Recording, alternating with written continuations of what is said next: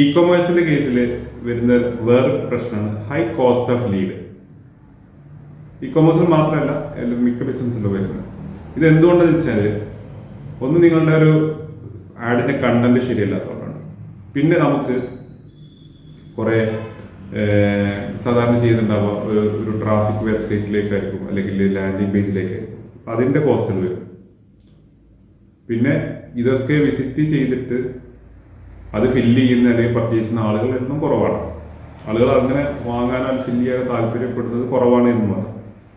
നമുക്ക് ഈ കാര്യങ്ങളെല്ലാം ഒഴിവാക്കിയിട്ട് ജസ്റ്റ് എന്താണ് വാട്സപ്പിലേക്ക് ഒരു കോൾ ടു ആക്ഷൻ കൊടുത്തിട്ട് അവർക്ക് ജസ്റ്റ് ഒരു ടാപ്പിൽ എന്താണ് വാട്സപ്പിലേക്ക് എത്തി ഒരു മെസ്സേജ് ചെയ്തു, പിന്നെ അവിടെ എൻഗേജ്മെന്റ് ആയിട്ട് വരികയാണ് നമുക്ക്.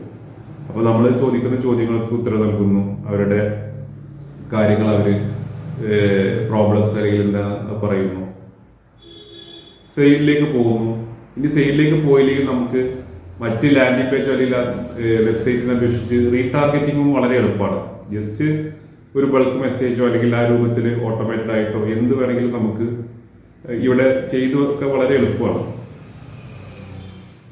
അപ്പോൾ ഇതുകൊണ്ട് തന്നെ നമുക്ക് എന്താണ് ഈ വരുന്ന ലീഡ് കോസ്റ്റ് വളരെ കുറച്ചിട്ട് വാട്സപ്പിൽ ഉപയോഗിച്ച് കൊണ്ട് ഈ വരുന്ന ലീഡ് കോസ്റ്റ് നമുക്ക് വളരെയധികം കുറച്ചിട്ട് വാട്സപ്പിൽ ഉപയോഗിച്ച് അത് പരിഹരിക്കാൻ പറ്റും.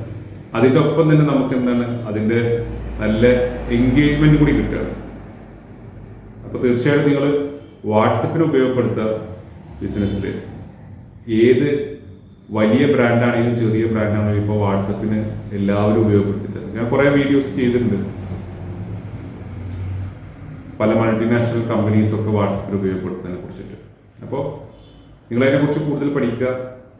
നമ്മുടെ കമ്മ്യൂണിറ്റി ഉണ്ട്, അതിൽ ജോയിൻ ചെയ്യാൻ നിങ്ങൾക്ക് വാട്സപ്പിനെ എങ്ങനെയൊക്കെ ഉപയോഗപ്പെടുത്താൻ പറ്റുമെന്നുള്ളതിനെ കുറിച്ച് ഡിസ്കസ് ചെയ്തുകൊണ്ടിരുന്നു. Thank you so much.